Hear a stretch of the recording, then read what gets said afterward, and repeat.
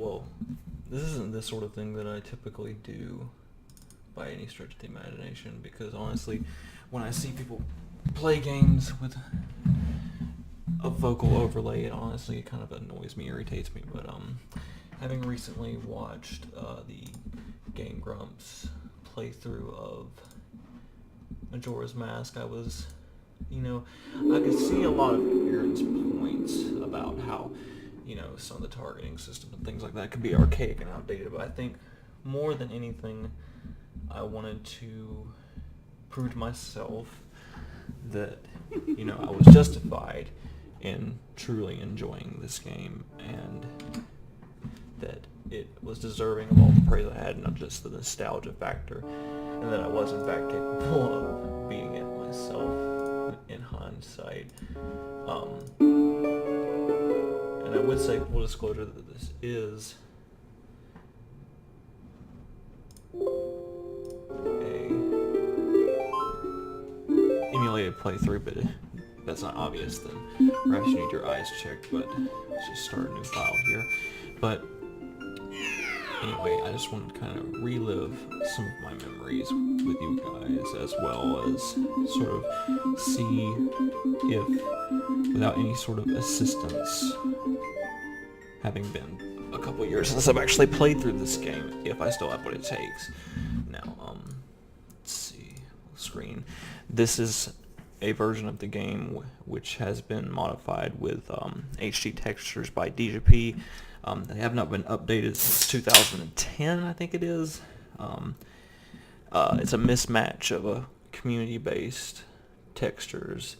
One is half being cel-shaded, the other realistic, and of course none of the polygons have been fixed, and the frame rate is still at a lock 20. That being said, I honestly cannot play through this game at 360p with its original textures. It is abrasive to the eyes, especially having played it on the 3DS when it was remade back in 2015. That was the last playthrough, but I'm just going to back out for a second and get this aspect ratio fixed, because I am not going to play Letterbox either. Let's see. Just stretch, and I promise from here on out we will just be playing the game. And also, full disclosure, I do own this game, the original cartridge. It was a present on my 8th birthday. I have the nice shiny one. It's a treasure of mine. The save files, however, no longer function, but I was able to salvage the chipset from here. So this is my ROM. It is almost impossible to find these ROMs on the internet now. If you go looking, all you're going to find are viruses. But I've always loved how this game is set up from the beginning. The ambiguity, even going in, having played Ocarina of Time. I played Majora's Mask before Ocarina of Time, and maybe that's why I have a bias against it towards my favorite Zelda game. But just going in, just the atmosphere sets up the ambiance, the suspensefulness, and just the sheer bleakness, And if you've played Ocarina of Time, it's kind of humorous to think that, they had this 2-year development cycle where they had to basically take assets. And there's no way they were going to get this game done in 2 years without reusing assets in the engine. To think of this one singular character in the NPC that takes up, I'd say, less than 1% of the game, and make him the antagonist, I think it's just developmental genius and a tremendously creative use of resources. I love, if you sit there and he'll just loop in, he'll keep hitting that one note, and he's just so fascinated by it. It's funny. And I love the duo of Tattle and Tail, because Navi is basically a glorified tutorial that's stapled to you at your hip, while Tattle and Tail have personalities, and I love that play on words, Tattle and Tail.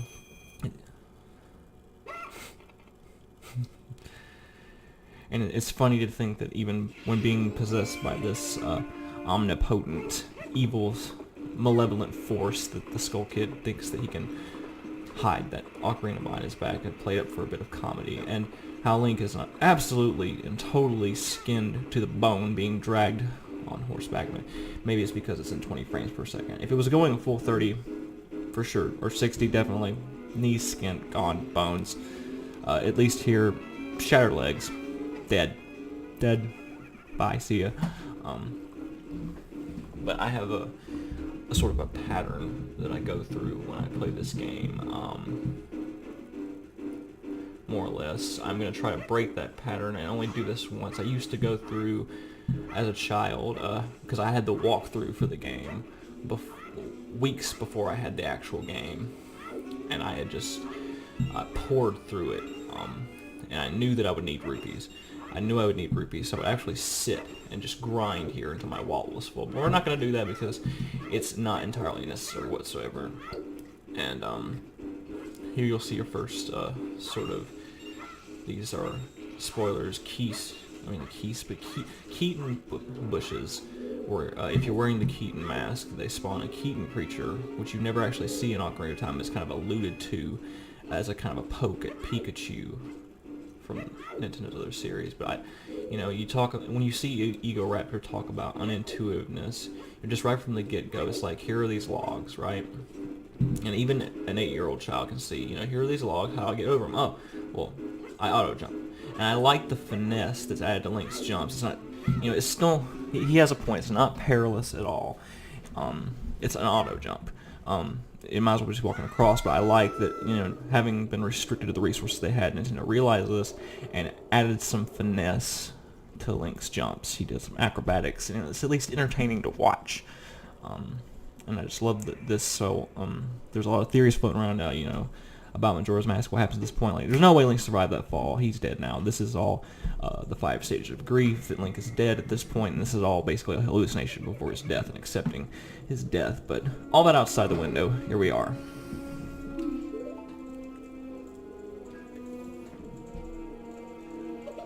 And why the Skull Kid didn't kill Epona, I don't know, but he didn't. It's a nice little story arc later on down throughout the game. And just here we get our first taste of their liberal use of motion blur. Yes, we had the expansion pack motion blur. Let's use it. Let's do it to it. Let's hide those low poly counts. Let's just motion blur it up. Let's just give everybody car sick. But you can really see what they've done here with the textures, especially in Link's eyes, how they're kind of anime, and just the brush on the Deku's heads. I really do enjoy that effect there. And this is absolutely nightmarish, hellacious, running and not being able to get away.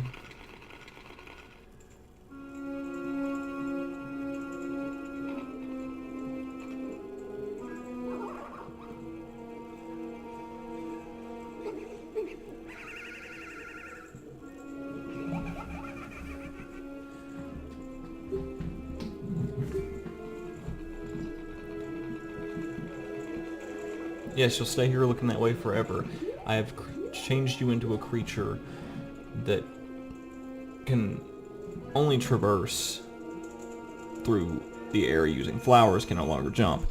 It's funny that he says, hey, you'll stay trapped here this way forever, but had he not turned you into a Deku Scrub, and you'll see that in a minute, the way that the rooms are set up, if you were not a Deku Scrub, you would be trapped there forever. So that's the Skull Kid kind of shooting himself in the foot. Obviously, a design choice, just again, try to get you acquainted with how the Deku Scrub works, is this next room, where you learn how Deku flowers work and how you can use them to gain upward.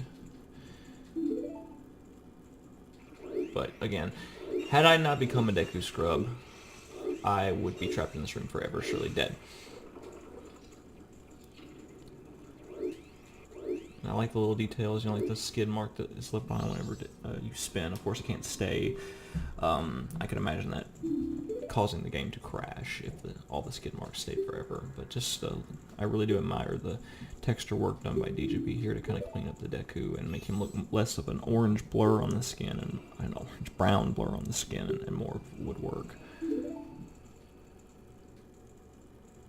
And I really like that Tattle has a personality and is not. She is essentially a tutorial that stays in your pocket.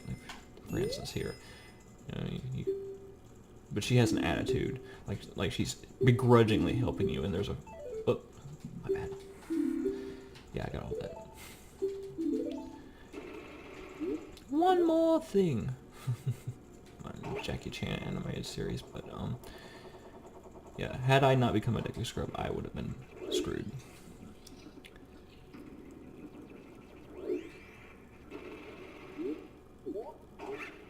So there's no way you would have been able to make those jumps as a human being. Again, whether or not this is hallucinations coming up in the air, we'll never know. Because I doubt that Nintendo's very bad about making sequels to their games, outright sequels. I think this, and this, of course, the Wind Waker Spirit Track series, this is the only direct sequel that Nintendo has ever made to a game outright, where it's outrightly stated that, hey, this happened after Ocarina of Time, this is canon. But I would love to see if Nintendo ever remade a game from the ground up, and not just an HD remaster like Twilight Princess or the remarkable Wind Waker, which holds up so very well. And of course, it's the tutorial where you learn how Z targeting works to observe objects from a distance. But just the depth here, when you think about how in development the 64DD version of this game was meant to have a 7-day cycle. I would love to see this game more fleshed out. It's so interesting. There's no other Zelda game like this. There's so many abstract clues and details that if you're willing to put the time in and learn the personalities and schedules of every person that lives in this world of Termina of Clocktown, just to think about what could happen over the process of 7 days with more characters in a bigger world, and maybe not even necessarily a bigger world, slightly bigger with more detail, more characters. It's just astounding. And for the time, there's nothing like this. And to this day, I really don't think that there's anything quite like this, where there's a time rewind mechanic that truly has an impact on the way you play. And of course, here is another NPC, which takes up, again, a less than 1% of the original game, and he becomes a main player in the game. More great texture work, the sheen that you're seeing there on some of those masks, incredible. I find that in communities there's more passion for the work than the original creators of the game, or maybe just, it's easier just once you've stepped back for a while from something to, really just looking at that smile. When you've stepped back for a while and you actually have time for a fan to observe and kind of see what they like and build upon it, after the fact. That's something that a developer never truly can have, unless of course they do a remaster or remake. Dawn of the First Day. I have a t-shirt that says Dawn of the Final Day, 24 hours remain. That's testament to my fanboyism, as is the fact that I'm sitting here in front of a microphone when I never do this sort of thing, but here we are. This is the first 3 days, and again, I have a system to this now. I've done it so many times. It's also almost muscle memory at this point. But essentially, you have 72 minutes, and okay, she says, go see the Great Fairy. So, alright. Now, right now, you don't have the ocarina, so you can't do the inverted Song of Time. So here, Tattle is telling you, go to the shrine near the North Gate.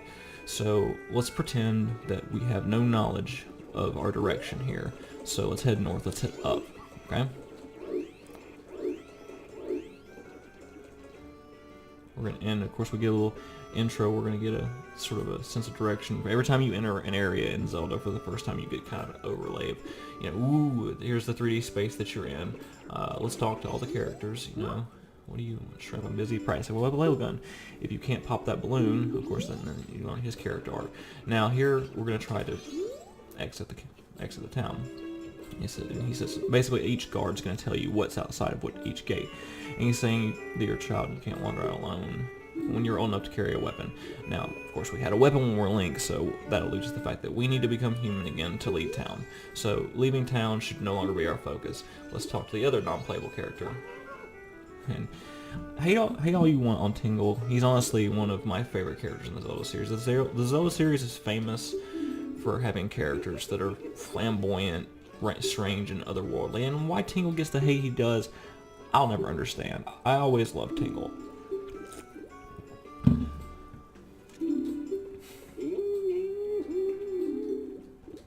And In the original Zelda, you were given maps outright. You were in a world, you had a map. Somehow you had some kind of omnipresence, like, hey, you've got a map to everything, you know. But here you have to purchase the maps, which I'm perfectly fine with because, you know, you get so many rupees in Zelda, and you know they just towards the end game when you finally have the Giant's Wallet as the reward for the Skulltula side quest, it's really, there's no reason for you to have more than 200 rupees at any given time. So just having another way to dispense rupees along with the other mini games in here is really changed my opinion. Oh no, the Great Fairy, the thing that was going to fix everything, isn't working. So we're going to investigate this and see what's up. Okay, so find the one stray fairy lost in town and bring to the fountain. And, you know. So of course, you know, 8-year-old me is like, oh no, oh no, and I'm in full panic mode because I see this timer. It's going so fast. It's going, every hour is less than a minute in real time. So basically you have less than an hour to figure out what you're going to do. And of course you have unlimited chances. So just for the sake of saying, hey, we don't have, you know, any idea what's going on, we're just going to go ahead and go into East Clock Town. And of course, there's these little kids. They all have the same Mala's gem, but they have different hats and hairstyles. If you want to pass through here, you need the code. So, obviously, each code is randomly generated for each playthrough. 41352 was my very first code, and I'll never forget that. It's again ingrained into my brain, but there's no way that you're able to guess that. I mean, you could, but we're not going to waste time. You know,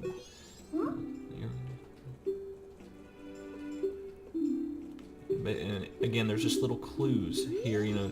Go talk to Jim, go do this, go do that, the observatory, just all these things that you need to do to get to an objective, even if you have no idea what's going on. So, and here, more clues are here, even with these just random juggler characters from Ocarina of Time.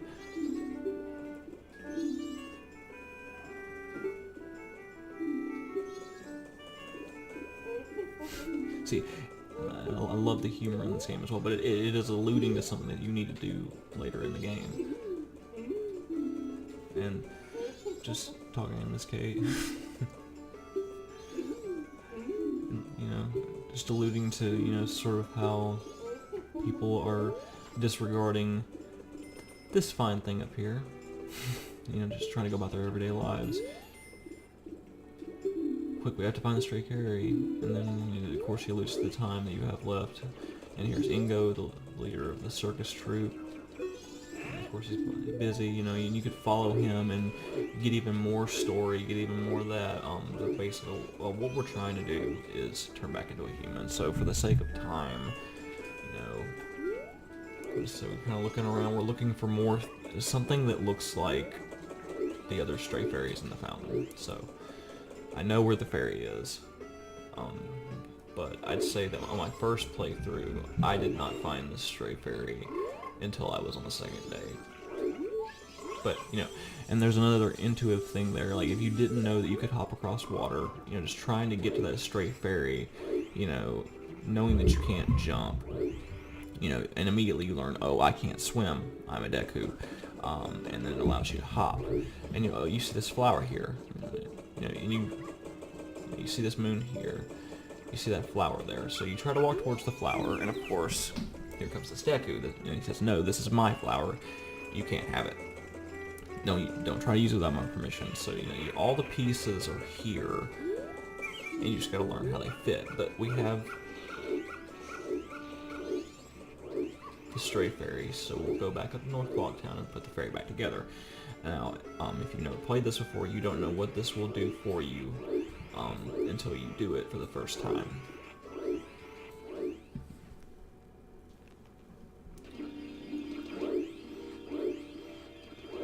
Reassemble the horrifying Great Fairy. Now, I can't remember what the textures look like in this version, but oh yeah, she's cel shaded.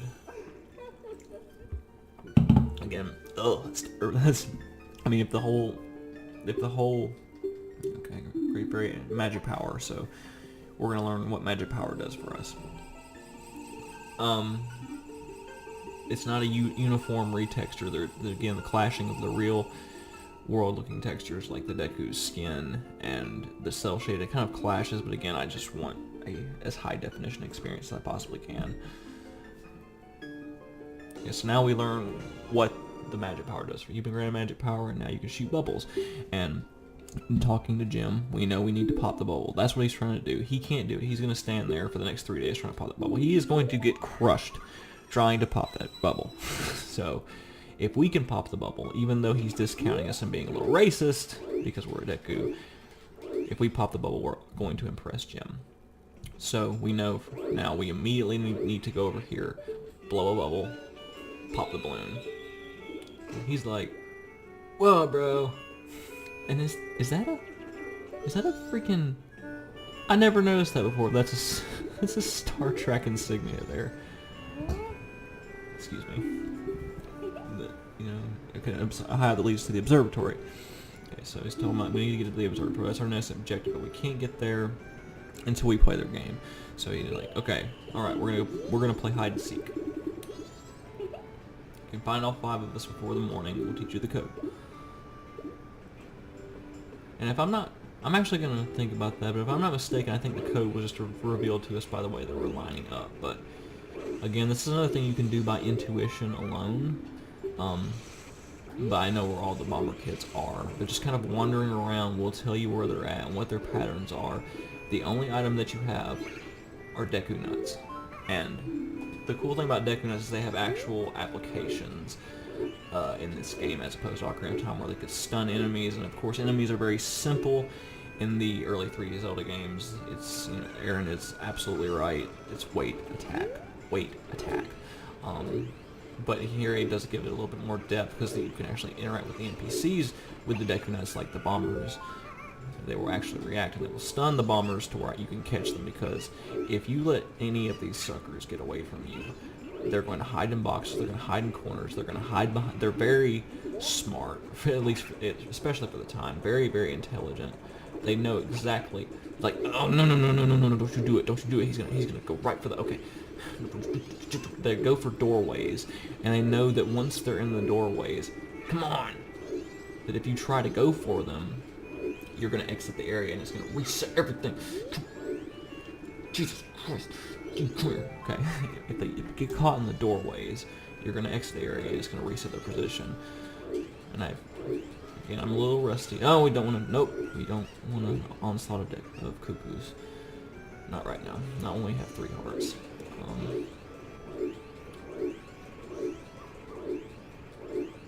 Of course, we've been through every area in there except for the laundry pool. But again, coming through here, I know where everyone is. So again, the sweeping overlay would have told us where the bombers are normally. So none of them have really moved from their usual wandering position. So really, it's not so much a game of hide and go seek. It's more of knowing where the bombers usually are. And I was right. For future reference, anyone that's playing their original lineup, when they line up to do the hide and seek, is the code. So you don't even have to play the hide and seek game. You just know from the onset exactly what the code is. And of course, Jim says there, you're not going to get a bomber's notebook until you're human and figure it out. But knowing that you're going to have a time travel mechanic in this game kind of lends itself to, hey, I can get into the hideout without the code and maybe, circumvent that. 43125. Okay. 43125. 43125. I need a pen. Okay, but you know where to go from here. 43125. I think it was. I think I've already forgotten it. God. Okay. 43125.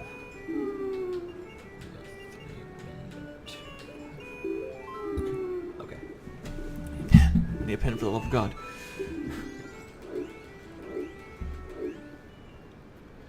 Okay. Just for the sake of exploration, here, we don't really know where to go, but let's try to go this way, hopping, and then we learn the Deku can drown. We don't lose any hearts. We just get put back on the ledge. 43125. That's gonna kill me. Here we get our first taste of combat, and the Skulltula is it's just basically a barrier, so we're just gonna wait for him to turn around, expose the squishy side, and dead. Or 3125. It's gonna kill me. Here's Tattleless Advice. And then she's pointing us towards the astronomer. You know, if we didn't know where we were going, that would point us to go into this hideout and find the astronomer. 3125. It's killing me. And of course you know, because earlier one of your objectives was to pop that balloon up there. You know how to pop the balloon here. And I just think that it's kind of a jadedness that comes with playing games for an extended period of time that Egoraptor is so critical of games that are, you know, undeniably, they're important to the foundation of gaming, but at the same time they are flawed. And I will admit that this game is flawed on several levels. It could have been done more intuitively, and of course we don't want to advance time right now because we don't know what's going on. We don't know how. Let's see. And then he talks about a mysterious song that allows you to manipulate time. And sure, I'd love to learn it because I've never played this game before, hypothetically speaking. If you play that string song backwards, you slow the flow of time. You play it twice in a row, you can advance time like Dancing with the Scarecrow. And but you know, going down the road, of course, intuition will tell you that once you learn the Song of Time, if we play it like he describes, and I just love how each character interacts to you differently depending on what you would like. If you slow down that dialogue box, but I completely lost my train of thought. We're just gonna zoom in, obviously, because we want to find the Skull Kid, and you'll see him off in the distance, and so you'll zoom in.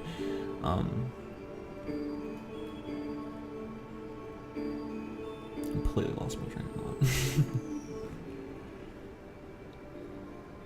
But there is, what I'm basically getting at is there is a good game here at its core, and that really, watching him struggle through playing this game, and I think it was more yucking up for comedy. And he's talking about there being a Moon's Tear, and the only way to get up to the clock door is the carnival.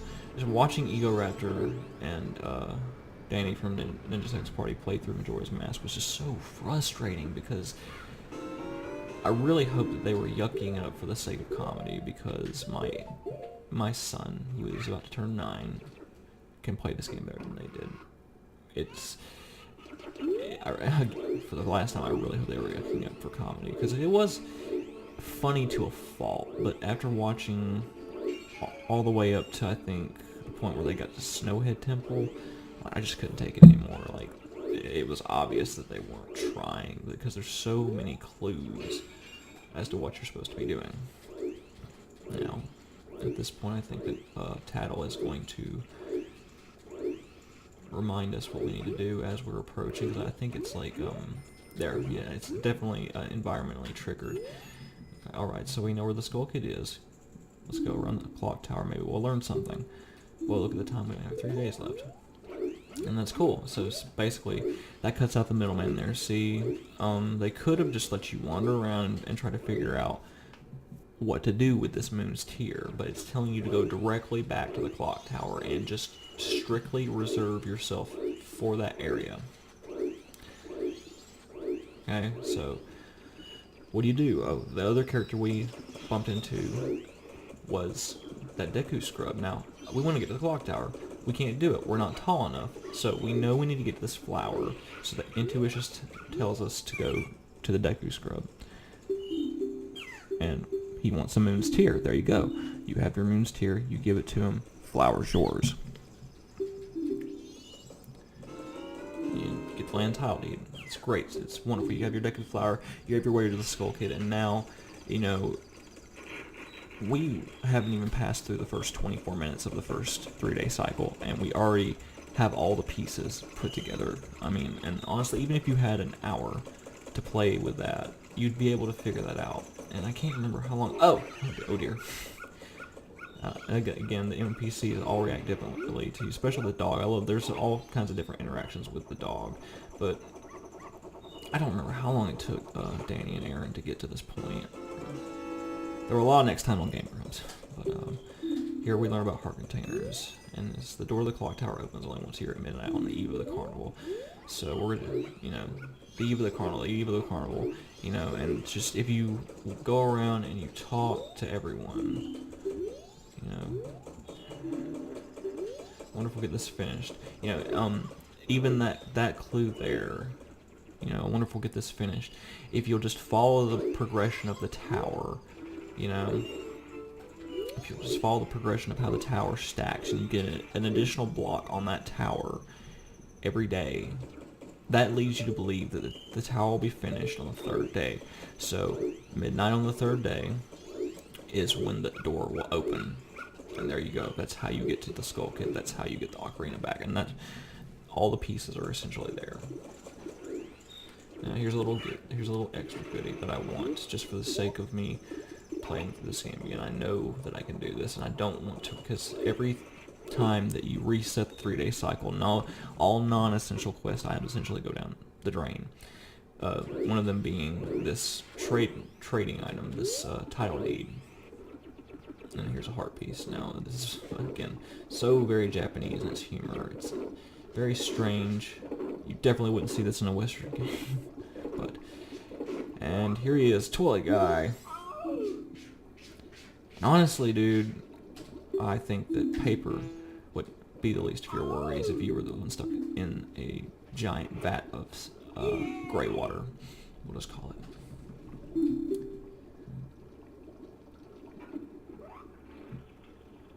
It's so horrifying.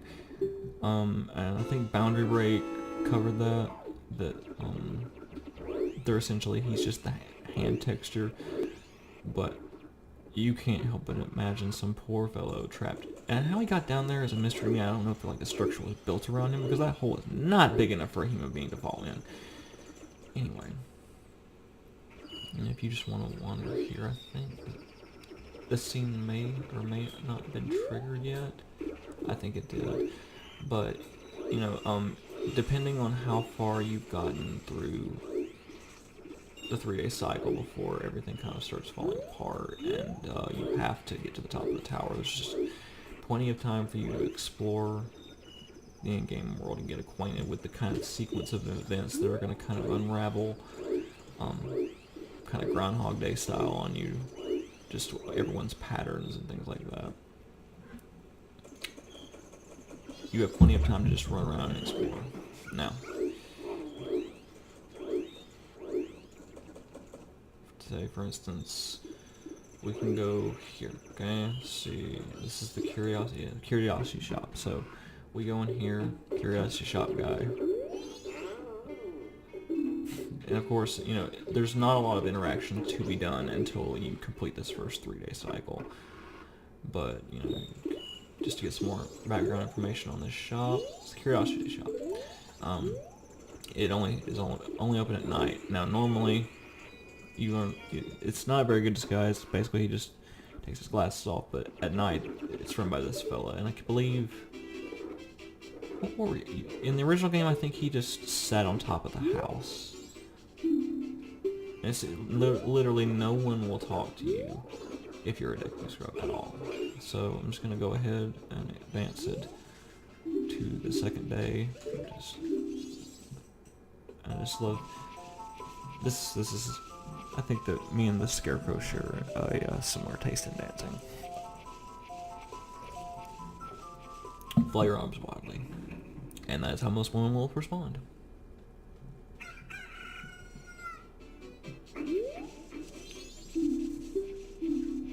Sure, let's dance till night. I just want to get on that 3rd-day cycle, just so there's less time for us to meander and just kind of keep this video as brief as possible. Because I don't really know if I'll have enough to say to fill any more time, and I don't want to ramble anymore. Let's see. Let's go ahead and make it the 3rd day. Yeah. Again, liberal use of motion work. Oh, that makes me sick. I probably need to go put my glasses on.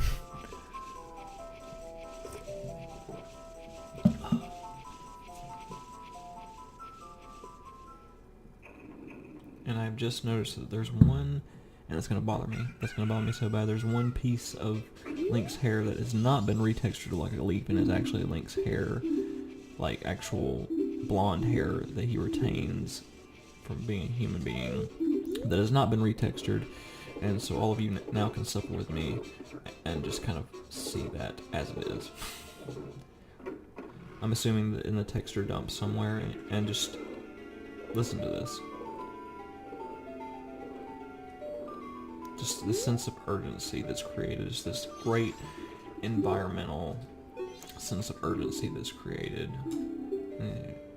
Okay, by the speeding up of the music, like it's just lackadaisical, and it suddenly becomes just this frantic sort of, even if you didn't realize that at the end of this 3 days something bad was going to happen, instead of just like, oh, game over, start over, it's like, no, the world is going to friggin' end, and that's all there is to it. And if you've done some exploration, you would realize that, again, here's our bank. Now, if you were to be a first-time player of this game, and you would realize that, hey, I have all this money, where is it going to go? Well, if you do not deposit your money to that bank, it will disappear into the ether along with all of your other disposable items. And I'm glad that Nintendo included this weird circumvention to that. I don't know what he does. He basically tattoos you with your bank balance on there, and it doesn't check records, doesn't check to see if behind that safe of his if there's any actual money that belongs to you. But the stamp that he gives you says, oh, you have X amount of rupees.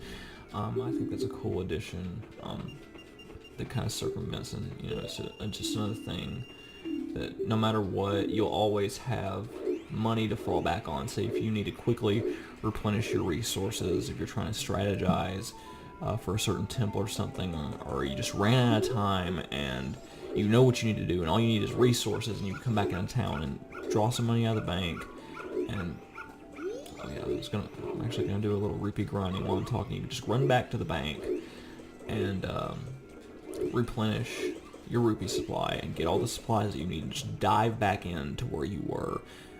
Maybe a little bit of retreading of certain things, unlocking doors, doing certain side quests, but you don't have to worry about grinding for items later on if you have that rupee supply. So it was a great foresight on Nintendo's part. And again, looking up here, and I know I was just on top of the tower a second ago, but the tower is now 3 blocks high. So if you didn't know that the tower is essentially finished now, then now you do. Even though they're still kind of working on it. I don't know. Actually, I think the finished tower itself would have had 4 blocks, because does that lead directly over? Or perhaps it would have had a bridge or something leading up to the clock tower, because just thinking of, because everyone for the clock tower celebration, if you talk to everyone, is supposed to they essentially ascend to the top of the tower so they can go and offer their sacrificial goat or whatever to the 4 guardians for each direction of Termina. I don't think they expect them all to hop up the side, which you can do as a taller Link. I think you can just hop up on the side and climb instead of having to use the Deku Flower. I don't think they expected the entire populace of Clocktown to do that in celebration. But since they are, of course, still worshipping pagan gods and giving them sacrifices or whatever, I wouldn't put it past them.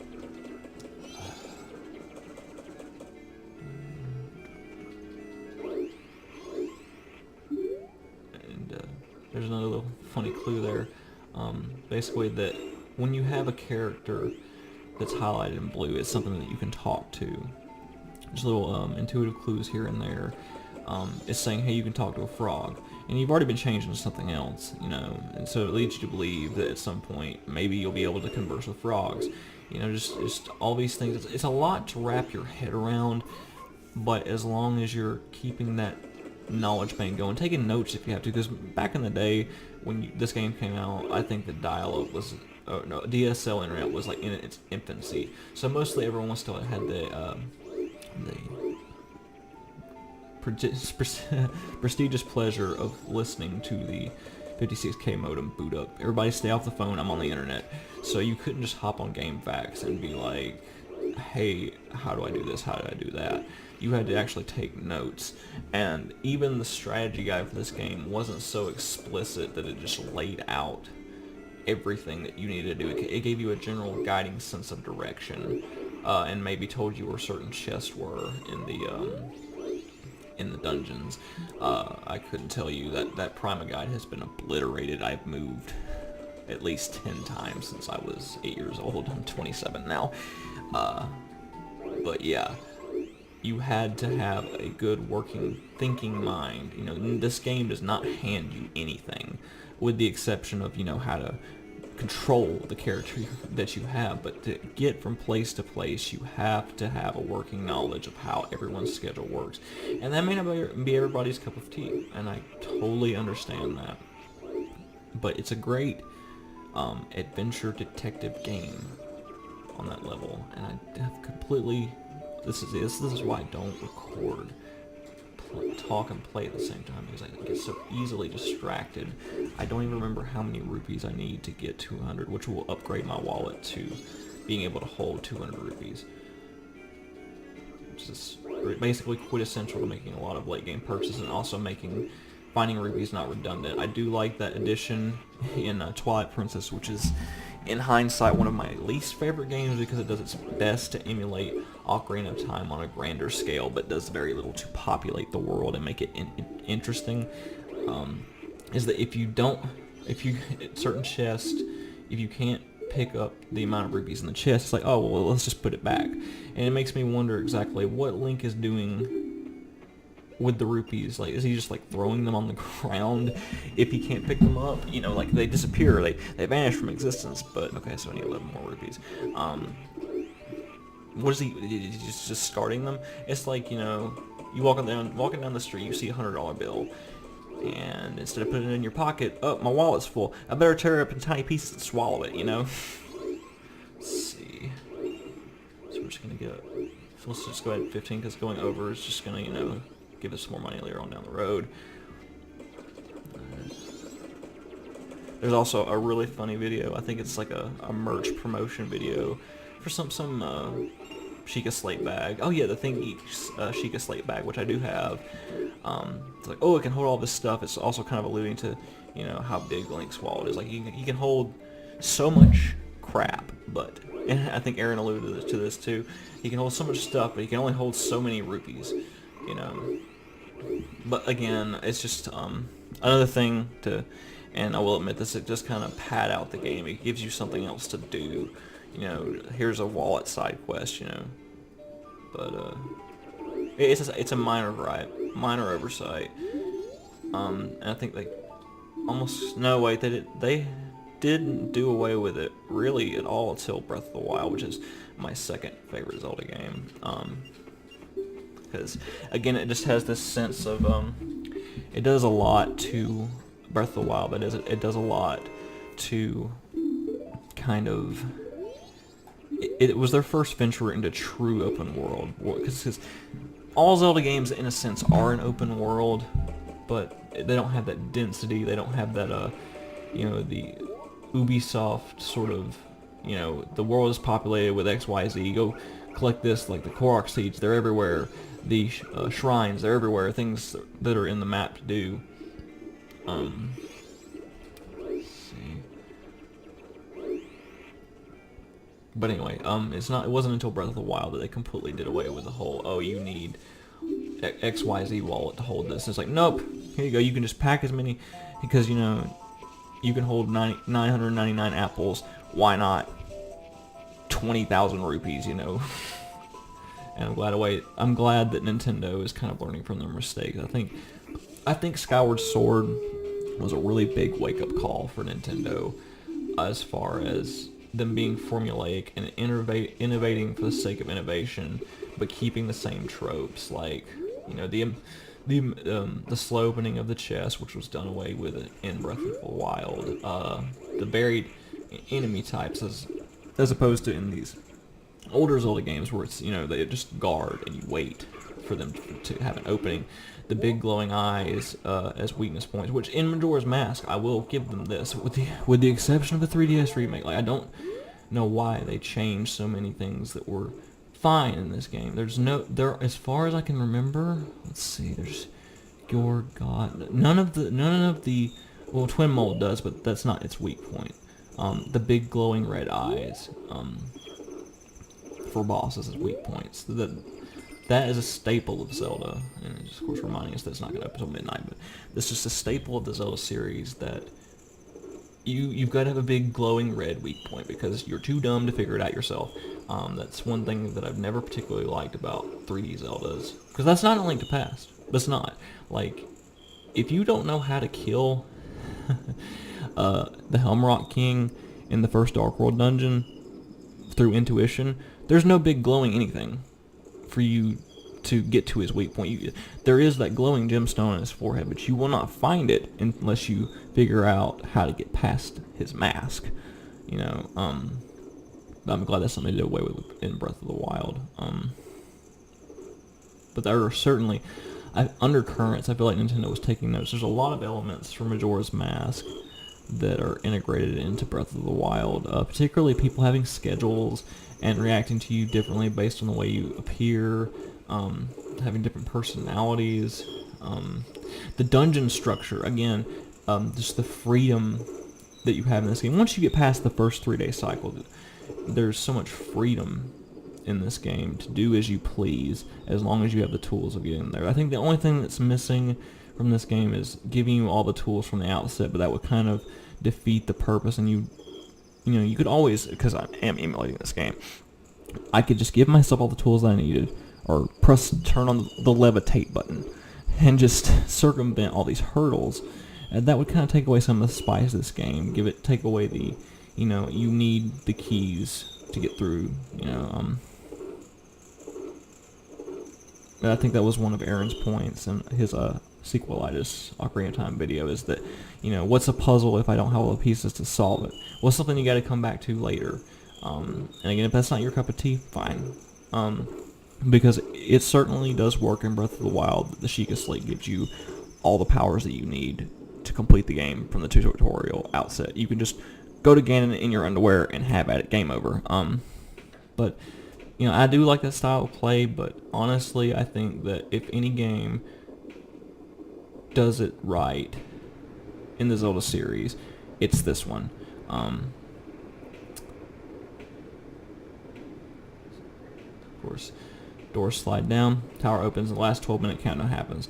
Now, if you didn't have everything in order by the time this happens, and that you get this intense 6-minute 6-minute countdown, like at this point, and with that really ominous choir MIDI music, at this point you're panicking.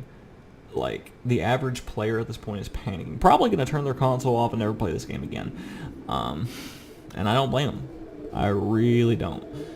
And if you get to this point somehow, I don't think there's a way to do it without the ability to knock the ocarina out of the Skull Kid's hand, you're definitely never going to play this game again, because you're up here on top. I think the countdown goes down to like 3 minutes, and here's more clues. You swamp Mount Ocean Canyon, basically find the 4 who are there and bring them here, and that kind of leads you to where you need to go out once you become human again. And it's at this point that Tattle and Tail kind of, you know, realize that Skull Kid's lost all his humanity, and he just wants to kill everybody. He wants them all. He wants to let God sort them out. And I remember having an old mono television set, and this popped my speakers because it was such an intense stereo sound, that shrill. I don't know what they did to create that sound, but it is on a whole other level. And of course, because... Okay, pause the game real quick. Because you were shooting bubbles that had the Skull Kid's face on it, it leads you to believe, and since it's really your only method of attack, you're looking at the Skull Kid, and you're like, how do I get that ocarina out of his hand? Well, I blew up bubbles with the Skull Kid's face on it, maybe I should shoot a bubble at him. You know, just intuition like that. Like, they're really, you know, if you're paying attention, there are no unknowns here.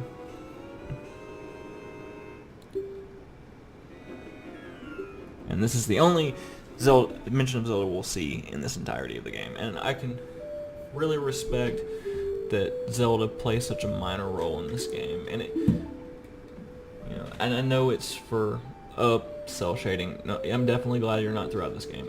That I really don't like the clashing of the cell shading with the rest of the textures, but hey.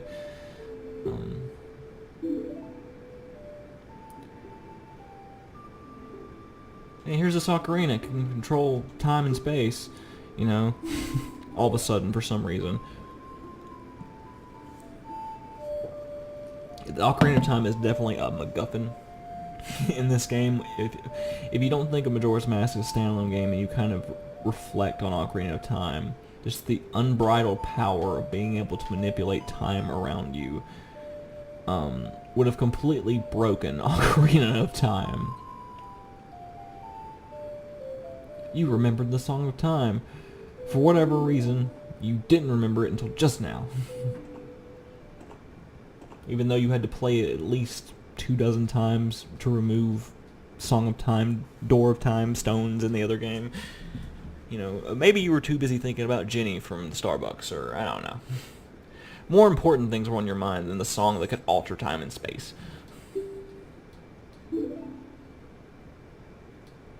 And basically, you know, this is alluding back to, you know, she's begging for the goddess of time, but it's basically, the cutscene just told you that the Ocarina of Time lets you speak directly to the goddess of time. So you have the ocarina, you have one song, you could be like, oh, well, you know, maybe I'll shoot the Skull Kid.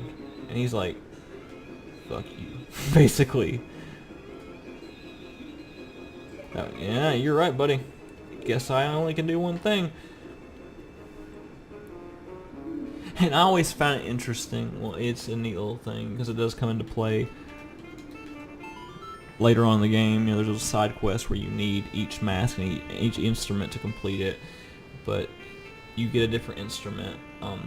Kind of gets rid of some of the monotony of just having the ocarina as the only playable instrument, because you're going to be playing a lot of songs, and here it just kind of tells you, and you can see this bubble like, oh, where are my items going, and it gives you an idea of what you're losing when you go back in time. But if you didn't change instruments frequently, because there's a lot of one-off songs, and again, this is illustrating that you are going back in time. Like, if it wasn't definitive upon the end of this cutscene, this is just kind of alluding to it. But if you had to play each of the one-off songs throughout this entirety of this game with just the ocarina, I think that would get a little bit grating, so I'm glad that each character has their own instrument. But yeah, time's been reset, and this just lays the, like, if my 8-year-old mind at this point was just exploding, imploding, exploding all at once. It was a hydrogen bomb of excitement, like, oh my god. So everything has just started over. It's undone everything, like Back to the Future and Groundhog Day, which I probably shouldn't have seen at the age of 8. There's a lot of sexual humor in that movie, but my mind was just racing with the possibilities. I have the ability to control time as one of my favorite characters in video game history. And it's just insane. And here, you know, play the mysterious song, which is the only one you know backwards, so we're going to slow down time, you know, kind of take some of that tension off, because without the inverted Song of Time, this game is practically impossible. You cannot complete half of the things in this game in under an hour, and that is admittedly true. But there's a way to circumvent that. But again, going back to basically the possibilities that are opened up, like you've explored. They're talking, and his head's doing a full owl turn. Like, just look at that. I want you to look at that. He is not human. He's a demon. There's no way. Like, his head is completely turned around. There's no way to getting around that. But anyway, where'd the organ come from? I don't know. He's magic. He pops in and out. He jump cuts about like Jack's films and Shane Dawson. So whatever. We'll just let that go. Piano's there. Jump cuts. Cool. And here we learn our other important song, the Song of Healing. This is basically the theme of the Happy Mask Salesman and the Clock Tower in general. The song's about, you know, going back to the whole grief thing, going through the 5 stages of grief, and accepting death. The Song of Healing, you know, there's again undercurrents of acceptance and healing throughout this game, and you know, through experimentation, a lot of times you're going to try to use the Song of Healing to fix people's problems, people that are suffering, you know, tormented spirits, people that are sick, ailing. It's just something to always keep in the back of your mind, that you have a song that can basically heal evil magic and troubled spirits turning them into masks, and they always don't always turn to masks. That's a little bit of a lie, tiny lie, but fear not, for it has been sealed inside this mask. Derp derp derp. And you can just kind of change at will. What I want is a Ryan Reynolds mask, because that guy's on top of the world right now. Seal the beauty that is Ryan Reynolds in a mask. I can just take it on and off. Because I wouldn't want to be Ryan Reynolds all the time. I couldn't handle the pressure. Oop, you didn't get Majora's Mask back. I'm about to nut up.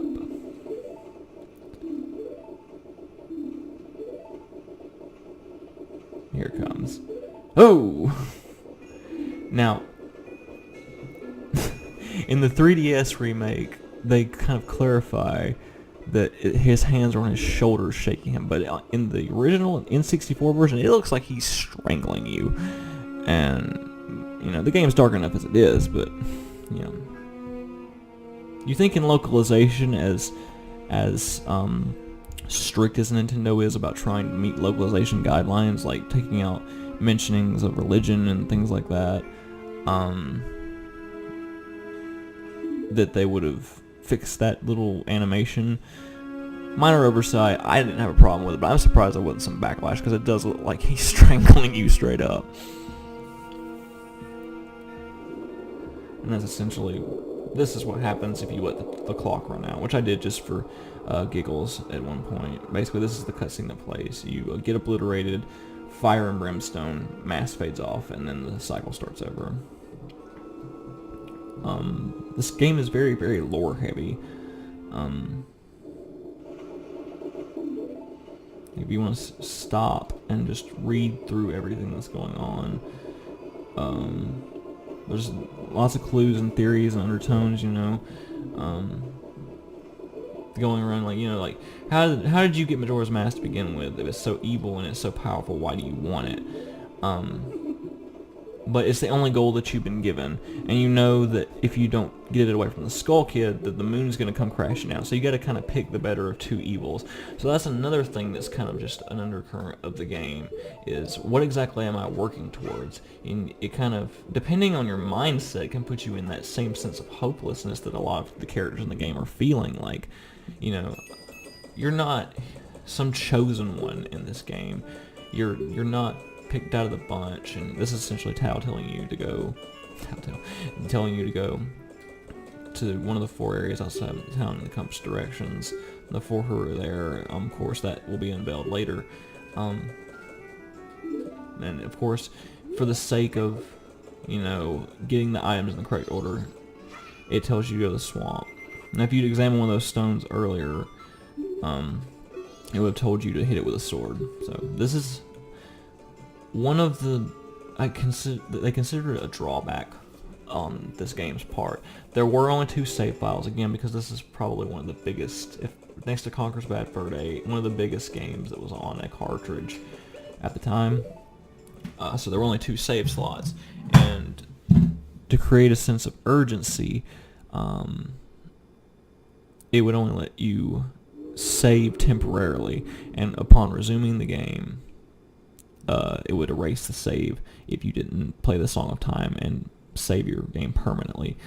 They completely did away with this in the 3DS remake. Terrible mistake.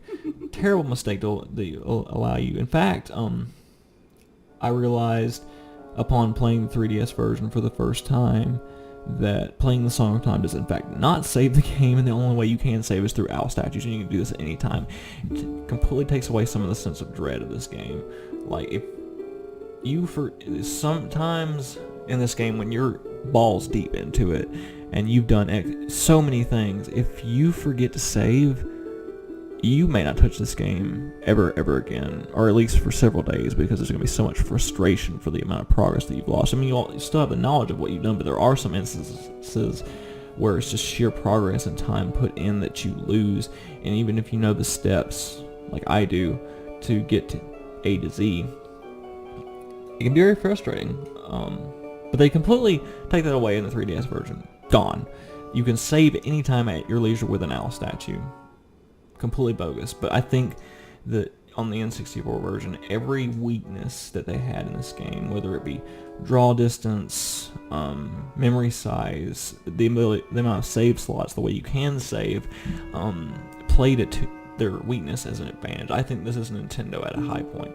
So I'm just going to end the video here and pick up where I left off immediately. Probably gonna have some coffee because I've talked a lot and my mouth is very dry. I don't do this ever.